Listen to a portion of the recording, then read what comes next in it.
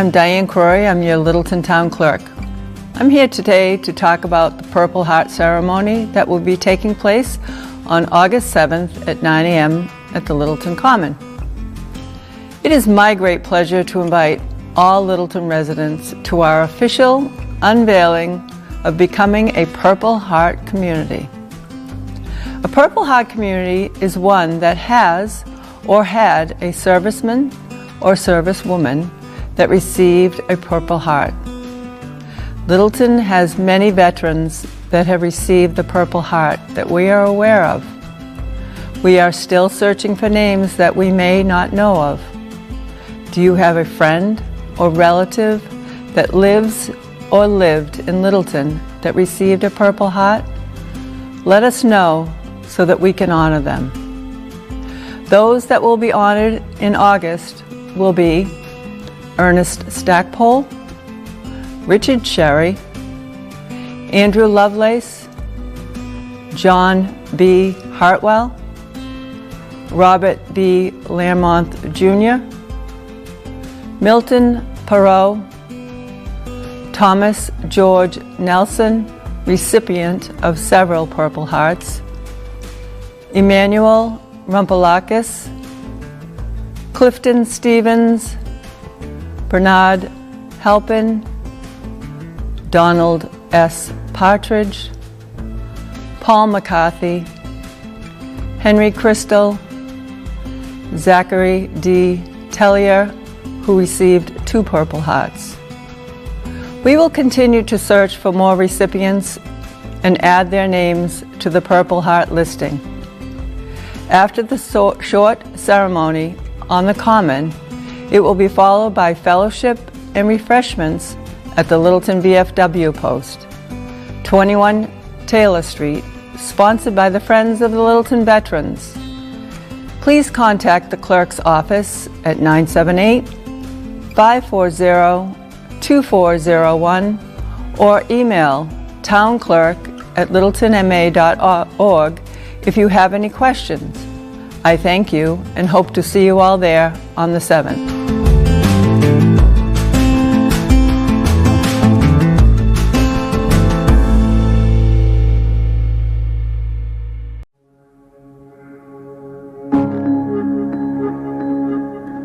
I would say to someone who would make the argument that community media is outdated, I would say that they probably don't really understand what we do. There's a lot to it. There's a lot to it that people don't see. There are things that local access provides that you can't get elsewhere. Local access stations are hyper-local. We're non-commercial. At least on your local channels, you're getting programming that matters to you on that community level. I don't feel like you're getting that much of anywhere else, especially where local newspapers are disappearing, if not completely gone. That's a hard reality to face. Community media matters more than ever in 2025 because knowing what is going on in your community, with your town government, with the donut shop down the street, that's what creates neighbors out of neighborhoods and keeps you informed and engaged. It's preserving democracy through transparency. Maybe you're not watching the school committee meeting, all the time, but you don't want to not be able to do that. If the state doesn't address the revenue stream, it's all going to fall on the municipalities. And there are going to be some cities and towns in Massachusetts who can't afford this type of service. Now, I think that's a shame because I don't feel as though you could sort of dial it back. Can you all of a sudden stop recording those select board meetings and school committee meetings and airing them live for the public to see? This is an accessibility issue. This is a First Amendment issue, participation in government, transparency in government issue. So one of the things that's been challenging is while we've seen a decline in cable revenue over the past several years, we've actually seen an increase in demand for our services. So that includes the quantity, the quality, and certainly the timeliness. Especially with advances in technology, in streaming, we've just seen a tremendous shift in viewer expectations. We understand that the majority of people out there probably don't watch community media outlets on a habitual basis, but it's the kind of thing that if it weren't there, at some point you'll be looking for it. Maybe right now you're not interested in those select board meetings, but wait until a developer wants to build something next to your house.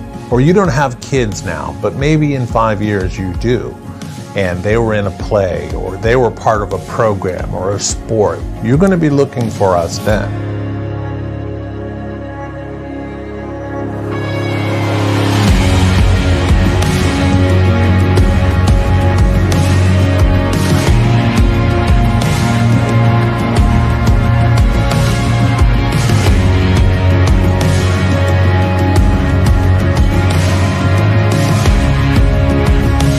All of us are still in this industry because we believe in the mission. So when people walk into an access center, they know that they're talking to somebody who believes your voice matters and wants to help you amplify that. In order to work for a nonprofit, you do have to have a passion. You know, we're not in it for the money. We really are a community service. Ask anyone in your local government, ask folks in your public school department how much they depend on community media in their communities to tie a lot of communication needs together. And they'll tell you, we are an invaluable partner to municipal life here in Massachusetts. We're actually documenting history, and for it to go away over money would really be a shame.